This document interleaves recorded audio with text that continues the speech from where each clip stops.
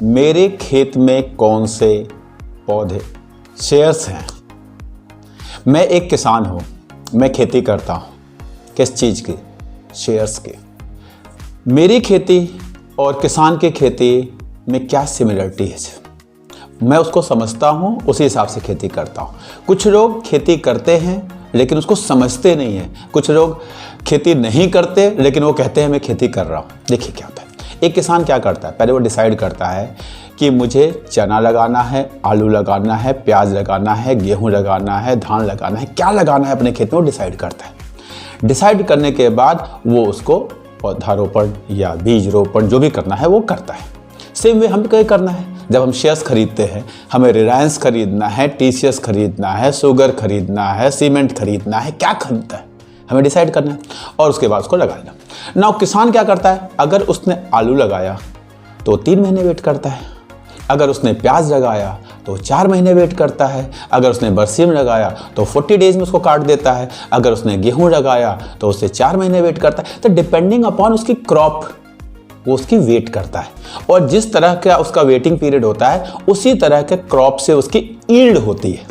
Suppose किसी किसान ने अपने यहाँ नीम लगाया या मैं कहता हूँ सागवान लगाया, शीशम लगाया और वो कहता है जी अब ये 20 साल बाद मैं इसकी कटिंग करूँगा और कटिंग करके मैं करोड़ों रुपए कमाऊँगा।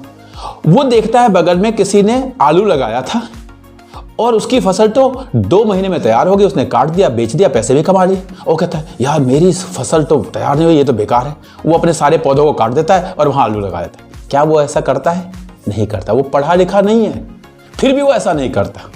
वो अपने शीशम और सागवान के पौधों को नहीं काटता है ये देखकर कि किसी और किसान के आलू प्याज के पौधे तैयार हो गए, उसने पैसे कमा भी लिए और मैं नहीं कमा पाया, मैं तो सागवान लगा के बैठा हुआ। वो अपने सागवान को 15 साल 20 साल 25 साल 30 साल वेट करता है।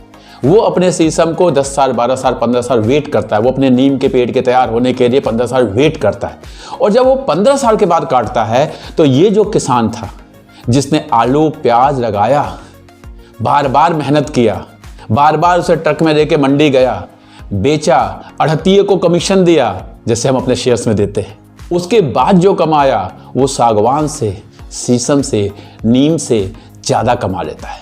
यही ब्यूटी है फंडामेंटली स्ट्रॉन्ग स्टॉक को खरीद कर लॉन्ग टर्म तक बैठने की और उस सागवान के पेड़ को 8 साल 10 साल 12 साल 15 साल में एक बार काटने की। ऑन द अदर हैंड कुछ ऐसे स्टॉक खरीद लेने की जो 10% 15% बढ़ गए और हम हैप्पीनेस फील हो गया और हमने अपनी फसल काट ली, आड़तिये को कमीशन भी दे दिया और हमने देखा वो तो तुम्हारा पोर्टफोलियो में कुछ नहीं हुआ, मेरा पोर्टफोलियो तो। This is the only difference. Think like that किसान, आप खुश रहोगे। और अगर आपने सोचा कि नहीं, वो किसान पढ़ा लिखा भी नहीं है, 10वीं पास है 8वीं पास है, पता नहीं कि स्कूल भी गया कि नहीं गया, वो सोच पाता है कि मेरी फसल और उसकी फसल में क्या डिफरेंस है। हम तो पढ़े लिखे हैं, टीचर्स हैं, इंजीनियर्स हैं, डॉक्टर्स हैं, जो भी स्टॉक मार्केट में है जनरली इस तरह के लोग हैं, लेकिन हम इतना भी नहीं सोच पाते और फिर हम कहते हैं स्टॉक मार्केट गैम्बलिंग है, मैं जो स्टॉक लेता हूँ तो बढ़ता ही नहीं। हमने कौन सा स्टॉक लिया है? पहले लेने से पहले हमारा आलू है, प्याज है, धान है, गेहूं है कि सागवान है, शीशम है, हमें पहले डिसाइड करना है। अब सागवान शीशम लगा के आलू प्याज जैसी ईल्ड नहीं हो सकती है उतने टाइम पीरियड में, और आलू प्याज लगा के फिर वो बेनिफिट ऑफ कंपाउंडिंग सागवान शीशम वाला नहीं मिल सकता। Thank you very much.